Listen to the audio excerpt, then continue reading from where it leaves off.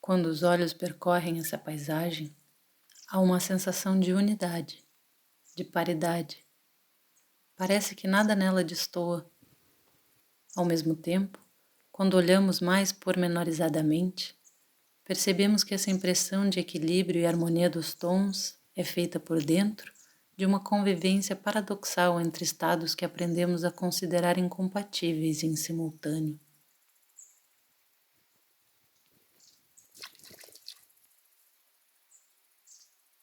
Quantos tempos fazem um mesmo espaço?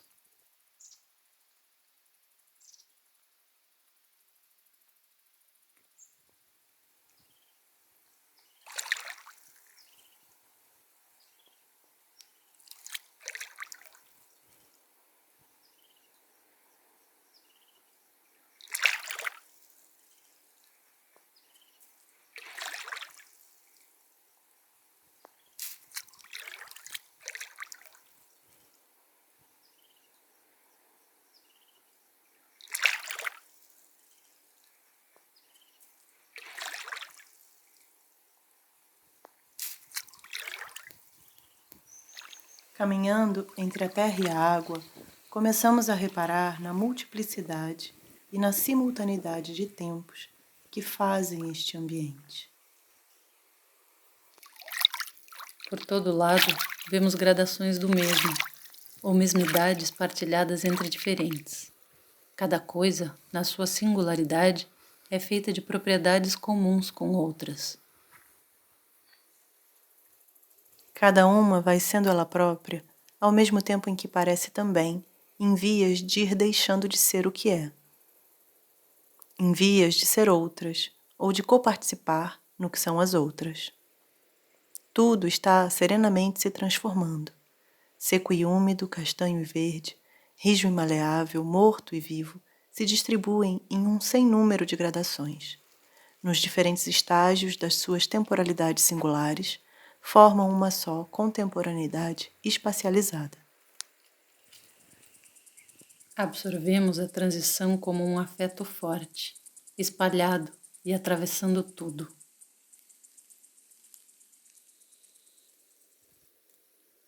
Encontramos no diminuto dos juncos que cercam o lago todas as operações de transição espraiadas pela paisagem. À sua escala de parcela, os juncos metonimizam o todo ao redor, enquanto manifestação e não representação. Nos seus diferentes estágios, do mais fresco ao mais seco, as operações presentes no conjunto mais amplo da paisagem não param de reacontecer.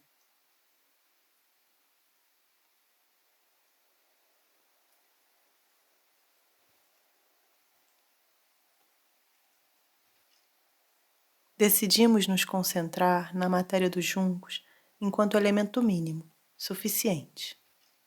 A já ser, com justeza plena, todo o ambiente do qual também é só uma parte. Ao arriscar uma transposição, movimento que envolve sempre distorcer e expropriar em algum grau, nos questionamos se poderíamos não apenas contornar a representação ou a metáfora, mas principalmente não entrar numa relação abusiva e por demais manipulatória com essa paisagem, interferindo o mínimo, reduzindo o impacto, contendo o dano. Transportar para uma paleta essa matéria que porta o seu próprio ambiente nos surgiu como um microgesto possível para mobilizar as operações sensíveis que nos afetaram.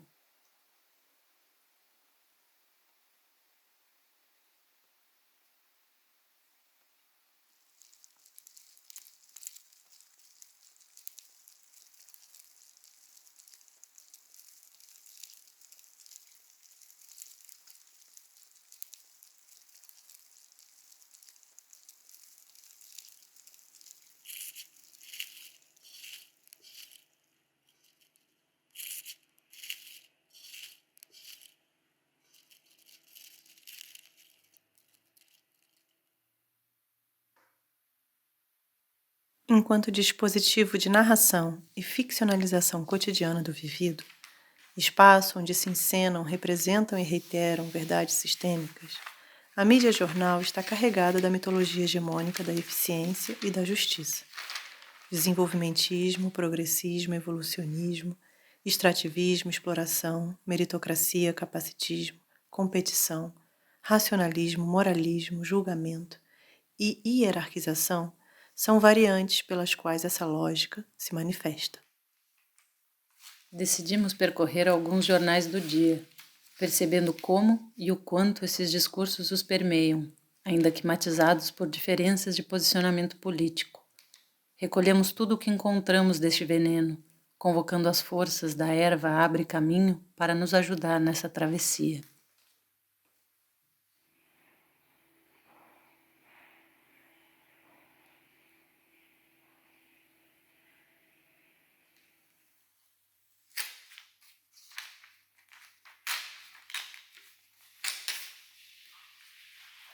Extraindo dos jornais esses adensados de justiça e eficiência, vamos dimensionando o quão pervasiva e autoritária é essa fala, o nível da intoxicação. Mais e melhor, acúmulo e descarte, concorrência e exclusão.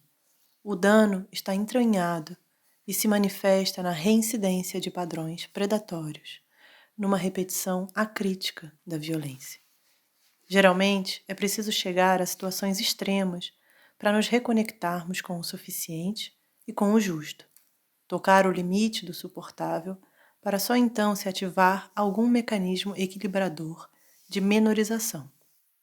E parece que esse limite só é percebido quando experimentado como sofrimento na própria pele. Isso nos diz muito sobre uma crença de base no individualismo e na separabilidade, que insensibiliza nossa escuta às sabedorias coletivas, dificultando a conexão com um senso de alma de grupo, com ensinamentos ancestrais incorporados, que poderiam, se aplicados situadamente, e não como fórmula enrijecida, dar forças e recursos para uma autorregulação por coemergência, em ato, junto com cada acontecimento.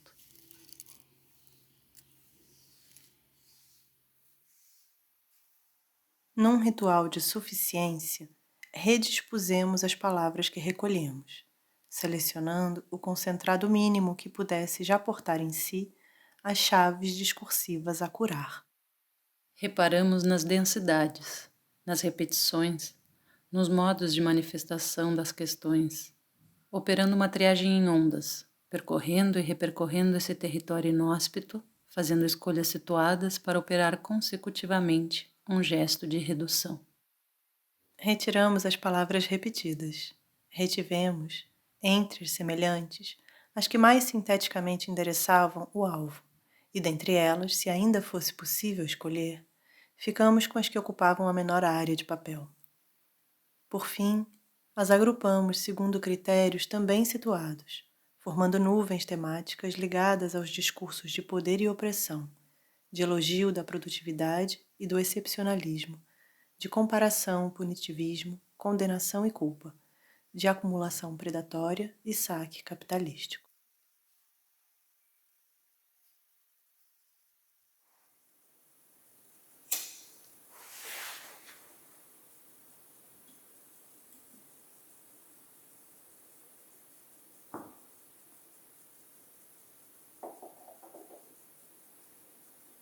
Partimos para um ritual de cura e resgate da justeza. Primeiro, queimamos o excedente.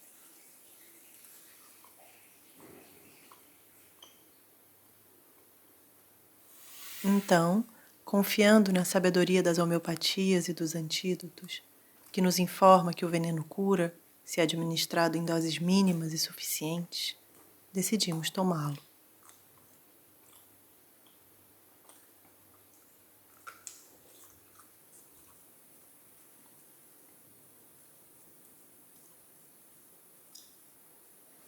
Com esse gesto ritual, ativamos também as propriedades multifacetadas da saliva.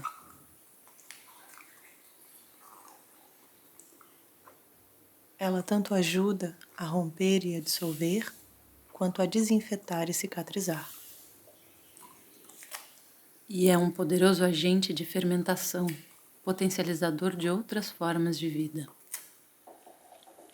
Reperformando um gesto que carrega também as sabedorias ancestrais de devoramento do inimigo, mastigamos e dissolvemos com a saliva os fragmentos da eficiência e da justiça, engolindo esse veneno discursivo para ativar magicamente uma possível criação de anticorpos, reconhecendo que este é um processo que precisa começar por ser interno.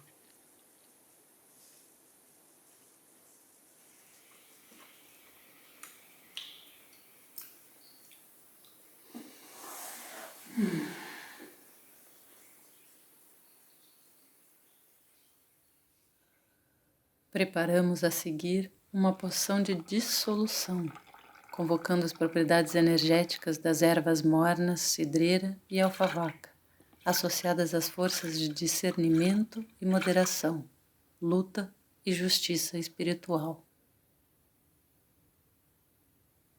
Desdobrando o ritual, diluímos o veneno ingerido em 5 litros de chá, para nos ajudar a expulsá-lo do nosso corpo, a expurgá-lo. Nessa expulsão, intencionamos também expelir junto as inserções sistêmicas desses mesmos registros que já lá estavam em nós, irreparáveis e irreparados.